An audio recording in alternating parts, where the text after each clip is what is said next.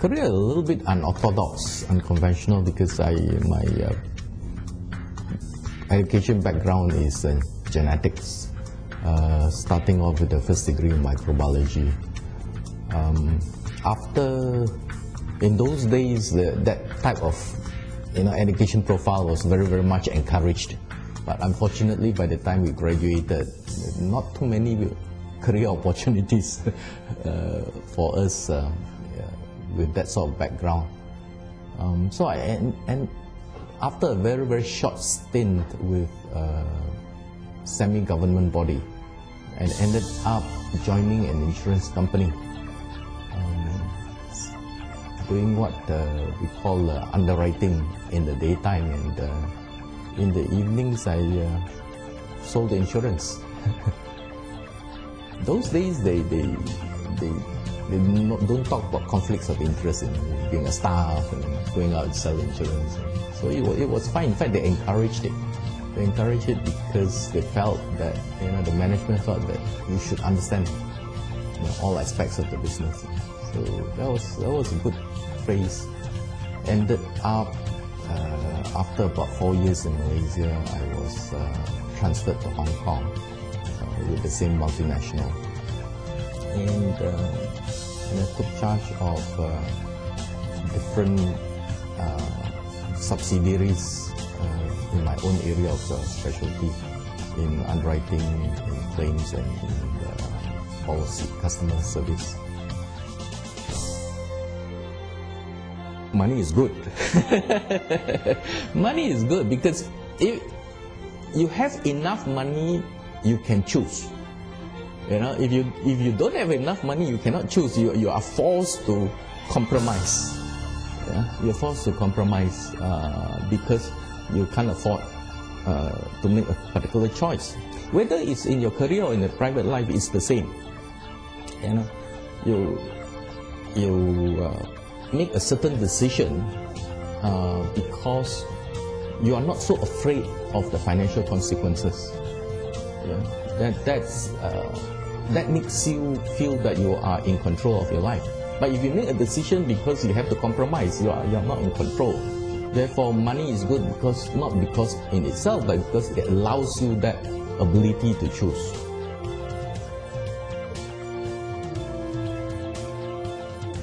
Different stage of your life, you invest quite differently.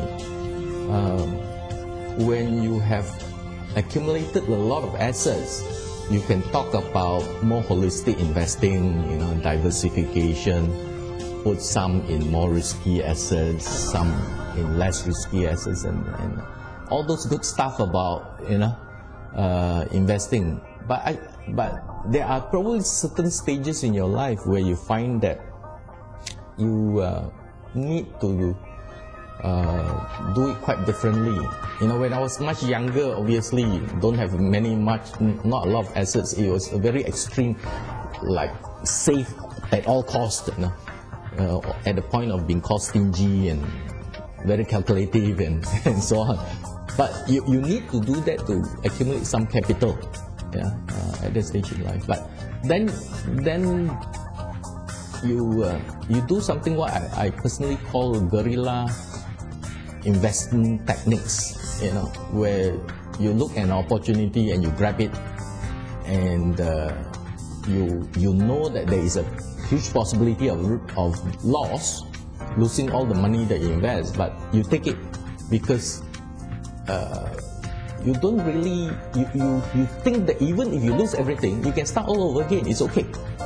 It's okay to do that. I'll give you an example. In the 1980s, there were a lot of small developments, housing developments. I went to Rawang and saw this house in Rawang, and Rawang was just coming up in the 80s. And in those days, what you do is you put a deposit on the house. Okay, and then before the signing of the sales and purchase agreement, you don't have to pay the full deposit. You just pay an upfront earnest fee. But even the earnest fee was like 10 times my monthly income. So somehow, some way, I scrape up this amount of earnest deposit, and put a deposit on this house in Rawang and pray and hope that I'm going to be able to find somebody before the signing of the sales and purchase agreement, and pray and hope at the same time that everybody has bought this development and there's no more units to be sold. And when you have that, then somebody else will come to you and say, I'd like to buy this off you. So fortunately, somebody did buy it off me before the signing of the S&P. Had somebody not come in and bought that, I would probably need to go and find some money to pay for the down payment, which I didn't have. So I suppose in those, when you're looking at that environment where you say, okay, let's just take that risk. And it could have turned out bad, it could have turned out good. But if it turned out bad, I suppose you live with it. You live with it and you try to see how best to deal with it. But you need to take those. So at different points in time, you take different types of risks in investing. So I would say that my philosophy in investing would be, I would prefer to have holistic investing, diversified investments, looking at some of my investments as safe investments, some as more speculative, and so on, which is all very rational. But when you don't have too much money, you cannot afford to be too rational either.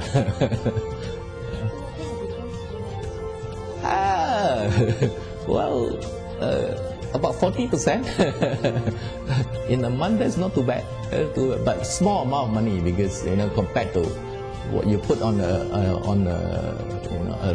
house in Rawang in the 1980s as an earnest deposit is not very much to start off with.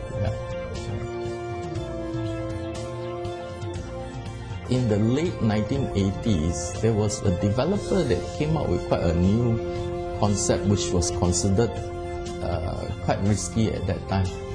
This particular developer managed to convert agricultural land to residential land, and he developed a new way of developing property called concept living.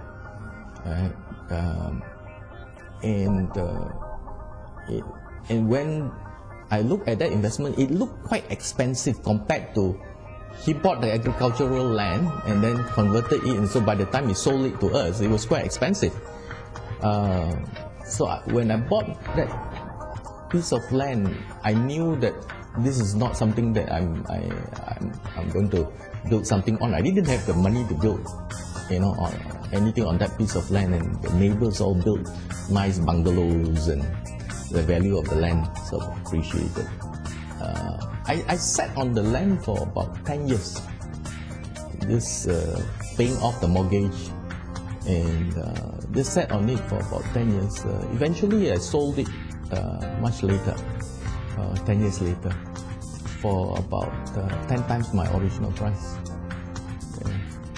So I suppose if you can look at something and believe that this is going to happen, and you are able to wait, then the returns should come.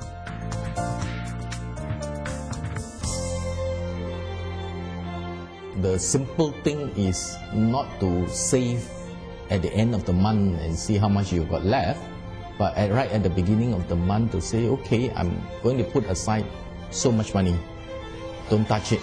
Then I'm going to spend whatever that is left. So that's number one. Managing your cash is important, and as you very disciplined way of managing this cash to a certain amount, you look for opportunities to either invest or look for opportunities to get higher returns on the savings that you have. Some of us have the opportunity to do well in our careers. Some of us will have opportunities to be involved in businesses and be entrepreneurs. But those opportunities come when you are prepared. If you are not prepared either in terms of skill or in terms of assets, then when the opportunity comes, You are not going to be able to grab that.